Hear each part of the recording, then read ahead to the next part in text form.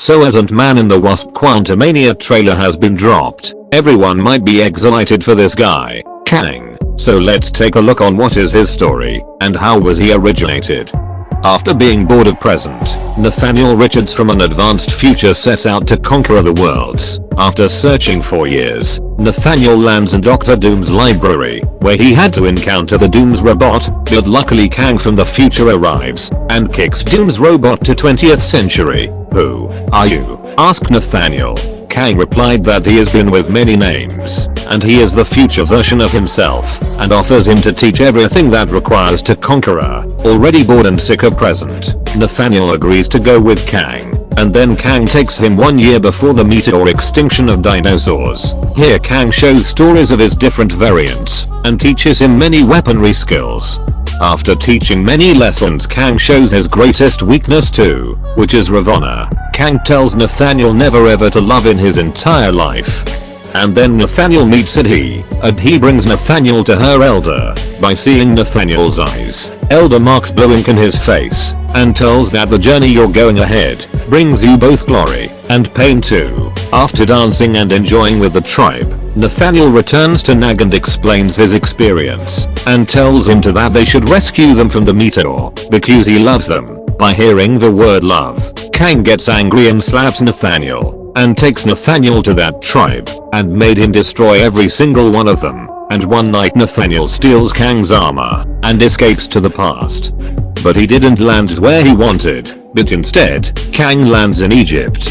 During Ramattuat's empire, Ramattuat's soldiers attacks Nathaniel as soon as he lands, but then comes the Moon Knight and saves him, and tells her name, Ravonna. Nathaniel reminds what Kang told, to never ever love, but it doesn't look like he followed that. Nathaniel puts on a suit, and becomes Iron Lad, and together Ravonna and Nathaniel attacks Ramattuat's army, and the same thing happened which Kang was feared of, love. Nathaniel and Ravonna starts their relationship, but Ramatut's army captures them, and brings them to their king Ramatut. After seeing them, Ramatut enslaves Ravonna, where she loses control over herself. Seeing all these, Nathaniel tells Ramatut to stop, but Rama understands that he is his younger version and enslaved him too, and uses him to fight a battle against Apocalypse. By bearing all the pain Apocalypse gave, Nathaniel loses his enslavement, and sets out to avenge Ramatut. But Fantastic Four, who arrived from the future, defeats Kang, and Kang runs out, and then Nathaniel sets out to search Ravonna, but he understands that she is not alive. Then Nathaniel meets Apocalypse, and asks help to avenge Kang, who is alive in 20th century. Apocalypse agrees and mummifies him in a sarcophagus for 26,964 years, and this is when Nathaniel time travels for real.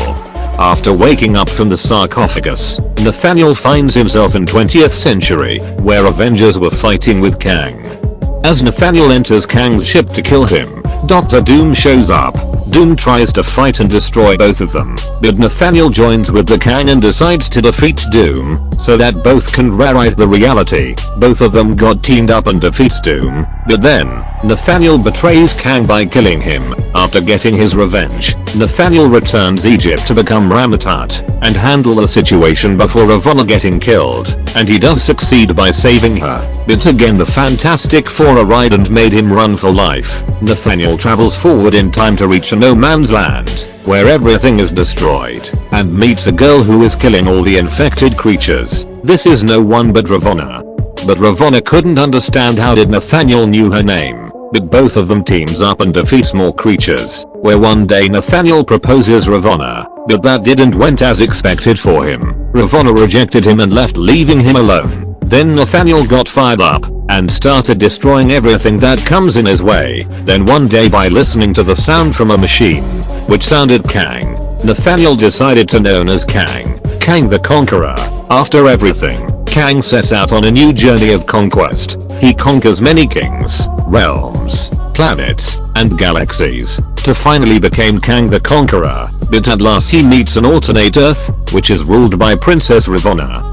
Kang couldn't understand how is he meeting Ravonna everywhere he goes. Then Kang decides to join her and fight for the good. But as always, Ravonna got killed by Kang's commander, who cheated him, creating a new army. Kang couldn't accept any of this. He preserves her body. He reaches to the end of the time, and creates a city named Chronopolis. Now before Kang loses her again, he merges Ravonna with time and spreads all over the cosmos. Infinite Ravonna, in infinite timelines, where he could get infinite chances to save Ravonna, but he fails in every single one of them. Like literally, he couldn't save her in any timeline. And when he meets her in Earth 7634, Ravonna herself attacks him. Kang couldn't understand this.